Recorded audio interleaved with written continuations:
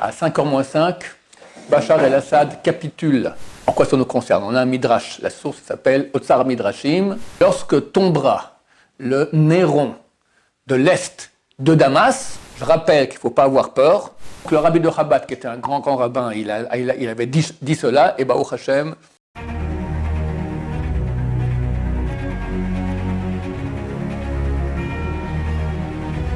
Ce jour dédié pour le Refoua Shema de Nathalie Hodaya Bat Saada Bezrat Hashem. Alors, on est super content.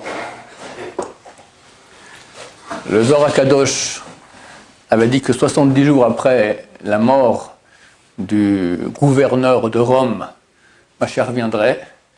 C'était Nasrallah qui est mort, donc c'était le 25 Elul. 70 jours plus tard, ça tombait vendredi passé. Rien s'est passé. Quelqu'un m'a dit que c'est écrit dans le Ramak, Rabbi Moshe Cordovero, que ce serait quelques jours après, je ne sais pas.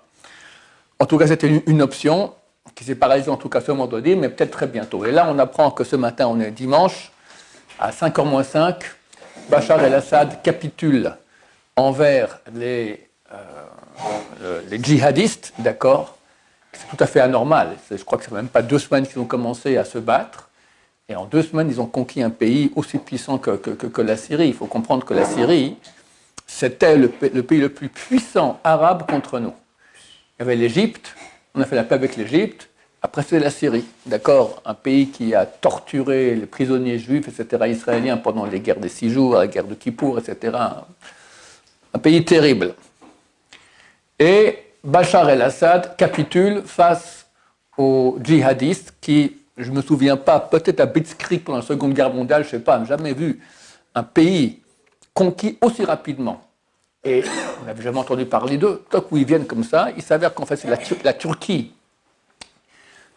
Erdogan, il n'aime pas du tout Bachar el-Assad, donc ils ont armé ces djihadistes, et voilà, et ils vont conquérir donc Damas. En quoi ça nous concerne? On a un midrash, la source s'appelle Otsar Midrashim, le recueil des Midrashim, Midrash Rabbi Shomar Yochai. Le Midrash Rabbi Shomar Yochai, il est écrit là-bas que lorsque tombera le Néron de l'Est de Damas, Mashiach vient.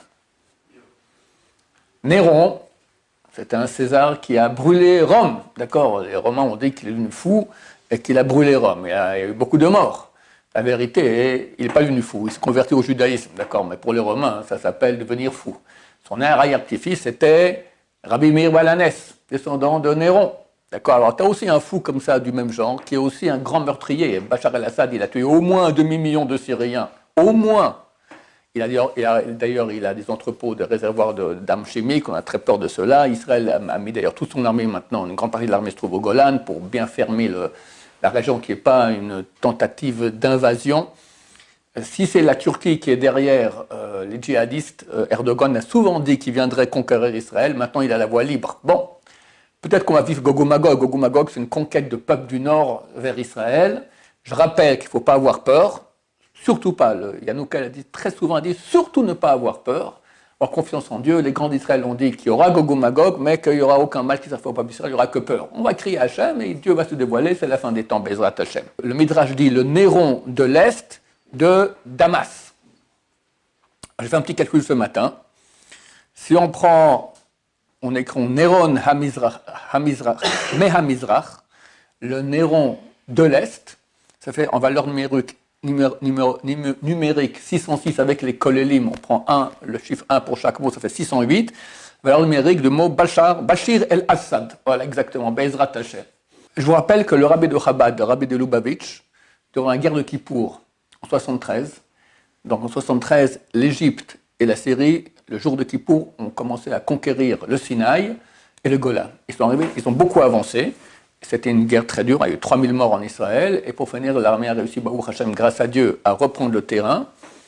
En Égypte, ils sont arrivés 101 km en Égypte, avec Ariel Sharon qui a bloqué la 3e armée égyptienne, et on a repris toutes les frontières au nord, et on se rapprochait de Damas. Et là, on a arrêté la guerre. À l'époque, le Rabbi Lubavitch s'est beaucoup plaint, il a dit c'est dommage, parce que d'après les écrits juifs, il semblerait qu'ils parlent de ce midrash-là, si on serait arrivé à Damas, alors Mashiach serait venu. Parce que Damas, c'est le fer de lance du monde arabe.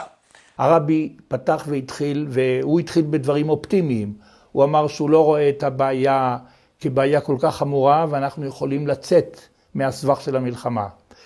והוא אמר שהוא לא מבין למה ישראל לא כובשת את דמשק. הצבא הישראלי חזר וכבש את רוב רמת הגולן, והגיעו עד לקווים הקודמים. והרבי אמר, מדוע אתם לא כובשים את דמשק? הרי בסופו של דבר דמשק היא האויב האולטימטיבי, האויב הקשה ביותר של עם ישראל. הוא אמר גם שעד שלא יכבשו את דמשק ועד שלא יפילו את סוריה, לא ייגמר הסכסוך הישראלי-ערבי. Je vous rappelle qu'il est écrit dans Parashat Chaye Sarah, le dernier verset, on parle de Ishmaël, c'est marqué là-bas, Al pnei kol echav nafal.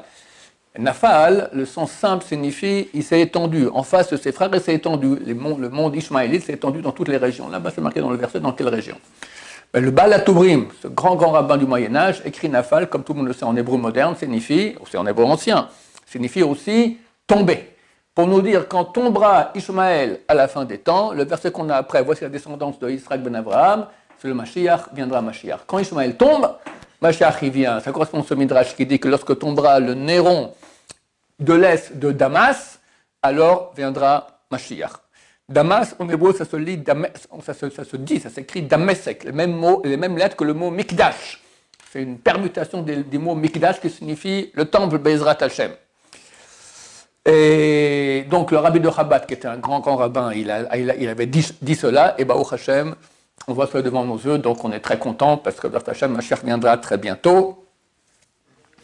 Je rappelle que le Rav Steinman avait dit que vraisemblablement jusqu'à Hanouka cette année, Mashiach viendra. C'est une question de combien, 2-3 semaines encore. On est en plein. Donc Bezrat Hashem, on fait tchouva, on se sanctifie et très bientôt on va vivre la Géoula Berachamim Gdolim. Amen. Amen. Je vous rappelle que le 15 et 16 décembre prochain, si Mashiach n'arrive pas jusqu'à ce moment, on n'est pas certain, c'est bien sûr, on essaie toujours des espérances.